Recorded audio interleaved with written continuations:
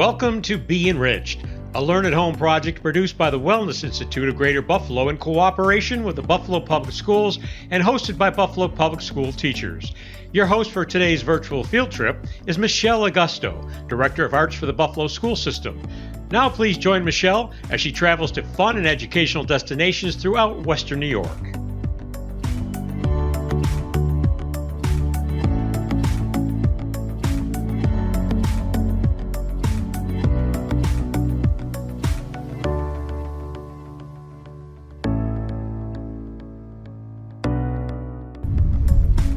Hello, Buffalo Public School family. Welcome to BeEnriched, a televised field trip program just for you. And today you're going to go through several culturals that I'm really excited to share with you. Our first stop is right here at Kleinhans Music Hall. We'll get to meet one of the wonderful violists from the Buffalo Philharmonic Orchestra. And then right after that, we're going to head over to the Darwin Martin House, where we'll see our friends from the Darwin Martin House. We'll see what the prairie houses look like over there. That's pretty special. And we'll also get to meet someone from the Albright Knox Art Gallery, where we'll actually end. And so you're going to see lots of wonderful museums, lots of wonderful institutions, and I hope you enjoy the day with us. But first, we're here at Kleinhans Music Hall, and as my guest today, and I'm so excited, he is an amazing violist for the Buffalo Philharmonic Orchestra. His name is Jans Costello, and thank you, Jans, for being here with us. Thank you, Michele. It's a pleasure. I'm so excited. I see you have your viola with you. Yes, I do. My instrument, yes. Yes. How long have you had that instrument? You know, this instrument, it was made in December of 1994, so it's a modern instrument.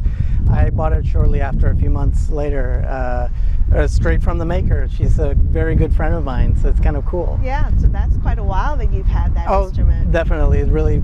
It's an extension of me. I always say I wish I could sing. I can't sing because I don't have a singer's voice, but instead I make music. I sing through my instrument, through my viola. I love that. I love that very much. So can you talk a little bit about you, because you have a very interesting background that I think will connect with a lot of our young Buffalo Public School students. And I'm also curious as to why you chose the viola. Well, I am originally, and I was born in Puerto Rico, in a town of Bayamon, which is just outside the capital, San Juan. And I started playing music in second grade, actually, which, you know, I have children now in the Buffalo Public Schools, and they picked up instruments themselves in the public school. So like them, I started playing in second grade in public school, and I started playing violin. And I played violin for all through school, and I loved it. And you know, I practiced. I probably should have practiced more, but I like playing because it's fun. It's fun to play. Yes. And eventually, it wasn't until it was my first year of college that I heard an incredible violist play a concerto with the school orchestra, and I was like, wow, I love that instrument, because the viola is a little lower than the violin. Like, to me now, the violin's a little too high and squeaky. So I fell in love with that sound, and I switched to viola, and I haven't looked back since. So that's amazing. Yeah. And so then you found yourself in Buffalo. Yes. And playing with the Buffalo Philharmonic Orchestra, which is almost this cultural epicenter for us in Buffalo. It's a great experience to be able to play with all my colleagues. They're, you know, I heard somebody say that it's harder to get into an orchestra than it is to get into the NFL. It's really that competitive. So, and for me to be able to come every day and play with musicians of that caliber, and not only now, but the history of this building that you see behind us, and all the great musicians of the 20th and 21st century that have made music here at Kleinhans. It's unbelievable. It's really a cultural treasure that we have here. Yeah, so it was actually created, I think, in 1935. Yes. And which is a little older than your viola. A little older. Yes, quite a bit older. But it's really grown and expanded in so many ways.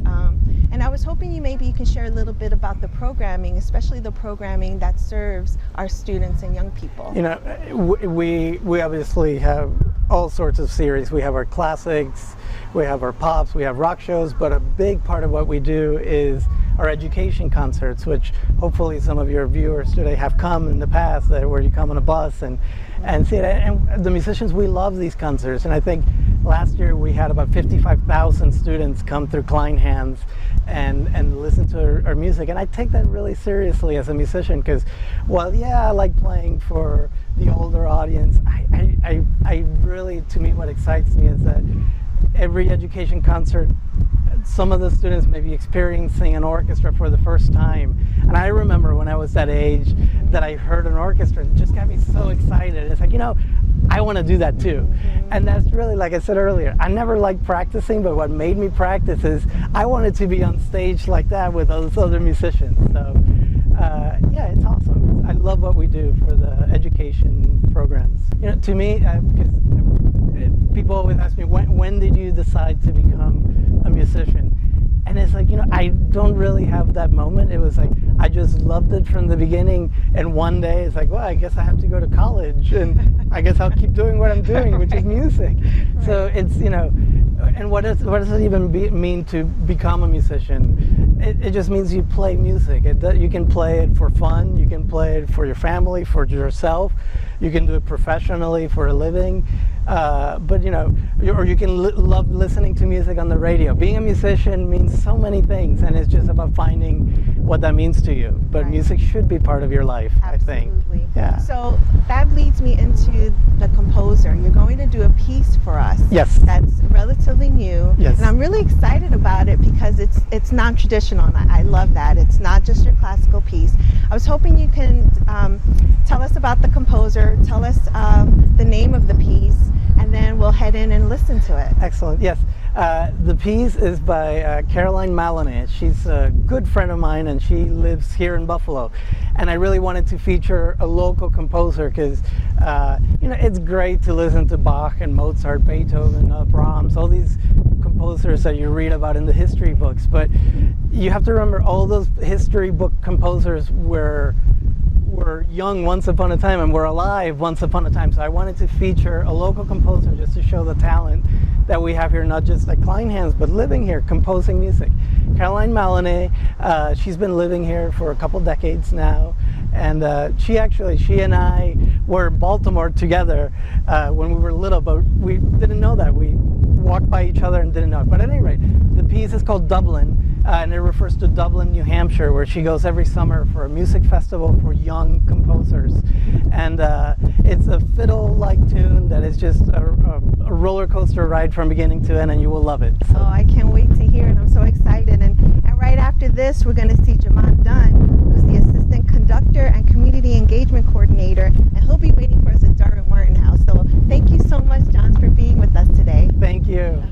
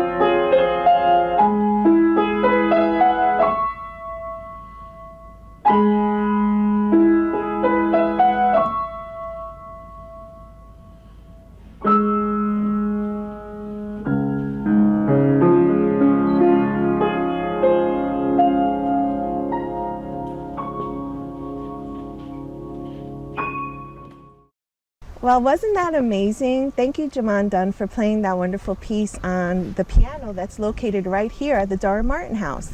And with me at the Darwin Martin House is my friend, Gina Miano, who is the, I'm going to get this right, the Director of Education. That's right. For the Darwin Martin House.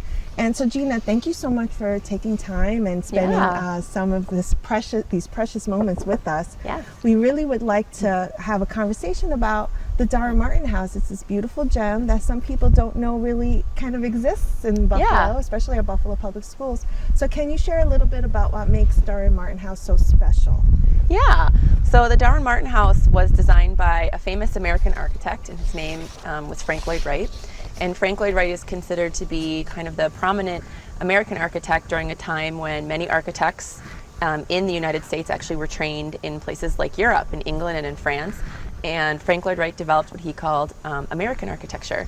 And so this place right here that we see behind us is an example of prairie style architecture. It's called that because it's long, it's lean, it's horizontal, just like the American prairie.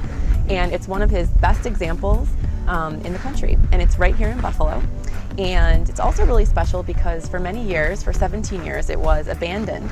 And then the city of Buffalo was able to pull resources together and people together and restore it. And it's the largest restoration of a prairie style house in the world. And it's here, right here in Buffalo. And so we're really proud to have it here. We have a lot of people that come from all over the world just to see the Martin House. And it's a beautiful example of design and architecture and art and local history. Yes, and it's actually a national historic, it's a national historic landmark. Yeah, that's wonderful. That's really quite exciting. Yeah. That's what makes Buffalo special too, doesn't it? Yeah, a lot of wonderful history and architecture here in our city. So can you talk a little bit about what we may see inside? I know there's amazing wood and stained glass, and I know that Frank Lloyd Wright was obviously instrumental in the creating of the design. So can you talk a little bit more about that? Yeah, so what was really special and interesting about Frank Lloyd Wright is that he was not only an architect, which an architect is the person who designs the outside of the building, but he also designed the inside. He designed the furniture, he designed the art glass windows, and if you can see around us here with the landscape, he also designed the landscape. So he designed a complete work of art all in one. And so in the Martin House, you're going to see multiple different buildings on site. So behind us, we have the pergola, which connects the Martin House to the conservatory, which is kind of like a mini botanical gardens inside the house. And then we have his sister's house. He was separated from his family when he was young, and so when he became an older man and was able to pay for a home, he promised his siblings a house designed by Frank Lloyd Wright if they would come here. And then we also have the gardener's cottage. But on all of these buildings, you'll see art glass windows that are all designed to be designs from nature. There's almost 400 of them. You'll also see really beautiful furniture that was designed in 1907. And you'll also see a really beautiful color palette that really reflects a very futuristic idea. It's 1905, it's the Victorian era, but it's something that looks very new and very modern. Yeah, it is beautiful, and it is so interesting to see these sculptures that we're also standing next to, the Kaneko sculptures.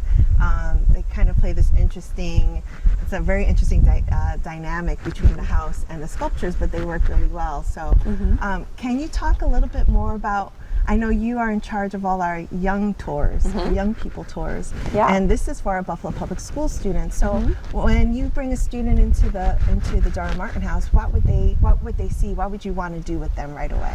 So we have a couple of different areas that we explore for children. So when you come into the Martin House, we really get to take some time to look around and see, for example, the different art glass pieces or the different furniture, or we talk about the Japanese influence. And so we explore the house, we look at everything that we can see, and then we have an education center, and we go downstairs, which is the basement, but it's a beautifully designed basement, and we do art making down there. So you can make your own art glass window, we do haiku making, we do sumi-e painting, so all sorts of different things we can do. And then also when students come on site, we have some scavenger hunts that you can do on your own. So if you come with your family and you want to come to the house on your own, you're able to go into our Great Batch Pavilion, which is our visitor center, and pick up some scavenger hunts. And you can do some scavenger hunts on the outside of the house as well. Well, that's really exciting. Yeah. And there is definitely a Japanese influence in the activities that you share. And Frank Lloyd Wright was obviously influenced by the Japanese. And that actually takes us to our next one. Yeah. To Lindsay Kranz. So thank you so much. You're welcome. Thank you. So I'm here with Lindsay Kranz, who is the School and Docent Programs Coordinator, and I'm so happy that you came down to the Darwin Martin House to share these information about these amazing sculptures. And I know it's part of a joint presentation between Darwin Martin House and Albright Knox called The Space Between.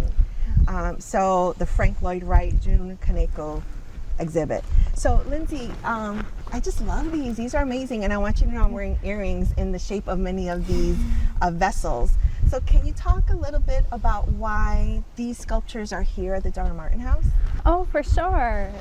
Thank you for having me here. All right, so the Albright Knox Art Gallery, we have what's called the Public Art Initiative. And what we do is we go throughout the city of Buffalo and we look for places that we can bring beautiful works of art. So whether it's a wall or an open location for a sculpture.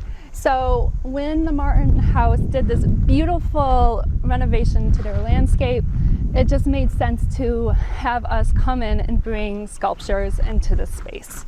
So what we did is we worked with the artist June Kaneko, who creates these beautiful large ceramic sculptures, and we brought here 7 to have on display all the way through October of 2021. That's amazing. So there's 7 that are located right on the grounds, and they're here till October. Can people actually walk up to the sculptures? Yes, we do. We encourage you to come and explore and walk around, but we do ask that you don't touch, just to try to really keep them safe and have them around as long as possible. But yes, you can come up and explore and walk around and look at the colors and the shapes and the lines to really try to explore what the artist here, June Kaneko, is sharing with you. So very much like all art, public art is also something to be taken care of and respected. For sure, definitely. So can you talk a little bit more about the artist and why the artist chose to do these incredible, they're huge and they're heavy, these ceramic vessels? Definitely. June Kaneko, he's a Japanese-born artist, but he currently lives in Omaha, Nebraska, and he basically is a ceramic artist that pretty much these are the largest ceramic works that you can find. He takes his time, he layers layers of clay over and over on top of each other. It can take weeks, it can take months. And then he really uses special glazing and firing techniques to come up with these gorgeous lines and dots and drips that you find within the work of art. And he's actually have been known to say that he likes to look up at his works of art, so hence why so many of them are so large. Yeah. And I think he has a good sense of humor. I know that he calls them dangos, Yes. which means dumplings, which Yes. makes me hungry. Yes, for sure. But I think that's a great way. I think young people can really connect to that idea of a dumpling, and it makes one happy. Definitely. It's a Japanese word for dango, means dumpling or a rounded form. And I love that he calls them those as well because they're so large. And when I think of dumplings, they're like these small, delicious pieces of food. Yeah. So I love that he came up with this beautiful term for these works. Yeah, I do too. So thank you, Lindsay, so much for sharing all this information with us. And I'm so glad you were able to be here with us. Definitely. Thank you for having me.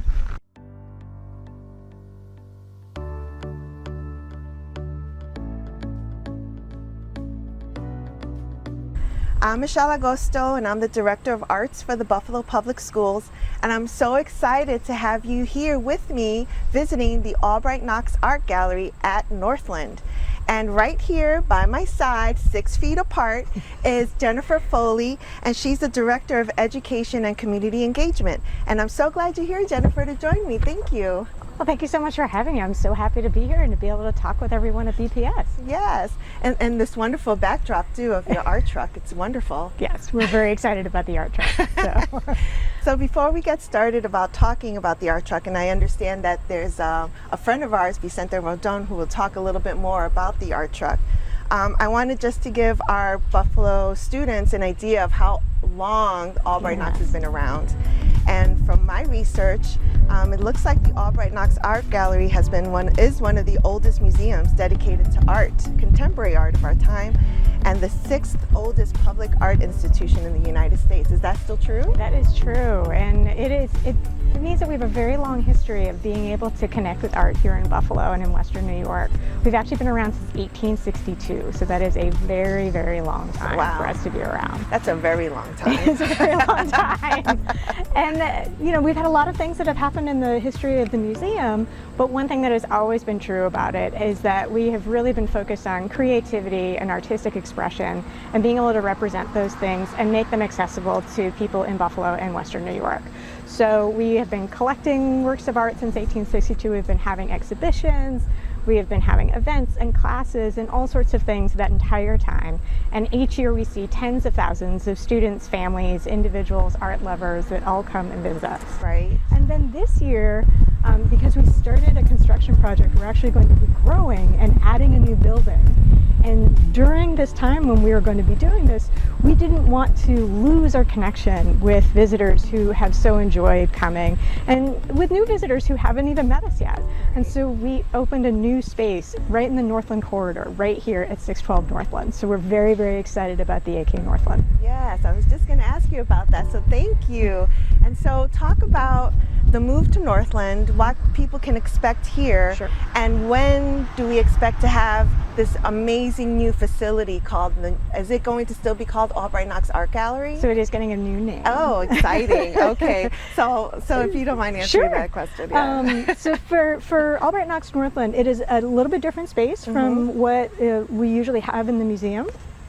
And instead of having our collection come out, we're actually doing exhibitions. They're one exhibition at a time, but they take over the entire space. So the very first exhibition we had was 3 artists. It was called Open House, including a Buffalo artist that were really on the theme of home and thinking about what home means. We are going to be opening our next exhibition on September 26th.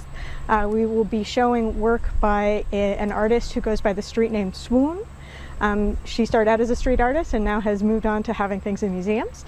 So the theme of this exhibition is healing and community healing, and that feels like a very, very apt theme right now. Yes, it does. Something for all of us to really think about how we can find healing in ourselves and healing from trauma and healing as communities. Yes, it does. So we're very excited about that. So I do hope that folks will come visit. We're open on Friday, Saturday, and Sunday, and that is after September 26th. Okay. But then we have the space on Elmwood Avenue, and then the construction is going on right now, and we are still on track to be able to open sometime in 2022. Ooh, 2022. All right. Well, we're looking forward to that. And thank you so much for sharing your time with us. And I can't wait to speak to your colleague, Vicente. Absolutely. So I'm going to slip out and let Vicente step in, but thank you so much. Thank you, Jennifer. So happy that we got to chat. Yes, thank you. This is Vicente Rondon, and he is the Art Truck Program Coordinator. And Vicente, I'm so impressed by this amazing blue, beautiful Albright Knox art truck. Yeah, it is very blue. Yes, it is very blue. Yeah. You can't miss it. No, you cannot miss it. You cannot miss it. So are you in charge of everything that happens on this truck? Yeah, you can say that. Yeah. Sure, I'm in charge of everything that happens on this truck for the most part. I'm in charge of making sure that everybody is safe whenever they approach the vehicle, or anytime that I have any events that are in proximity to the vehicle. I'm in charge of making activities. So yeah, you can say that. Yeah. So what do you do? I know that the art truck was conceived basically to make sure that students, young people, families enjoy the Albright Knox, even though it's going under construction. And Northland, I know, offers very limited shows. So this gives you an opportunity to do some outreach. Yeah. So Yeah. can you talk a little bit about what you've been doing as far as the community outreach? Yeah, absolutely. So again, just like you said, it's a mobile community initiative. It allows me to bring art activities to different community centers and organizations as well as schools around the Western New York area in order to bring anybody who requests it an art activity or some art experience. And my audience ranges from children to senior citizens and everything in between. So I take it very seriously, making sure to get art activities out to different individuals who have requested, especially in Western New York, just because we have a lot of individuals who are low income, some people that don't have the means to have some of the supplies that we have access to with the Albright. Also to go to schools that don't really have full art programs. So it's a big thing for me to be able to reach out to my community with the art truck and be able to serve my community, because growing up I didn't have all of those things. You know, so some of the places that I have visited that stick with me, that very much stick with me, are the Delvin Grider Community Center, which is actually a couple of blocks away from here where we are at Northland right now. Also the Bell Center, which I grew up just around the corner of. Yes. I didn't really get to experience the Bell Center all that much when I was a kid, and you know, growing up Latino in the West Side, but also going to some different schools, I didn't always feel like I was all that firmly part of my community, and that's something that I had to grow into. And now getting to visit the Bell Center and getting to visit kids that were like me when I was younger with the art truck and seeing them light up with this is really amazing. Yeah, So, that I can imagine. It makes you feel good. Yeah, it does. Yeah, So it what does. kind of art activities do your kids get to enjoy, or your families get to Man. enjoy? Okay, so that's like the coolest thing about this art truck, Yes. is that we have a whole range of art activities that we can pick from, and it depends on how many people we estimate are going to be in our audience. So we do button making, we do postcard making, we just did Shrinky Dinks just 2 days ago at the Darwin Martin House. Oh, that's fun. There's also model magic, like clay making sessions. I have to think about, printmaking, that's another thing too. We have a whole bunch of jelly pads that we use here. So this art truck is actually full of a whole bunch of different art supplies that you can use for different things. That's and sometimes wonderful. you have to just like put together an art activity as you're going along if things don't go as planned. Right. But yeah, that's the greatest thing about this, is that I have so many supplies that I can just decide, we're gonna do this today instead, or we're gonna try something different. And it's always free for the community? Yeah, as long as they're a 501c3, it is free. That is wonderful. Yeah. All right, so yeah. thank you so much. Yeah, no Thank problem you at for all. joining us today. No problem at all. This is a pleasure. Thank you, Michelle.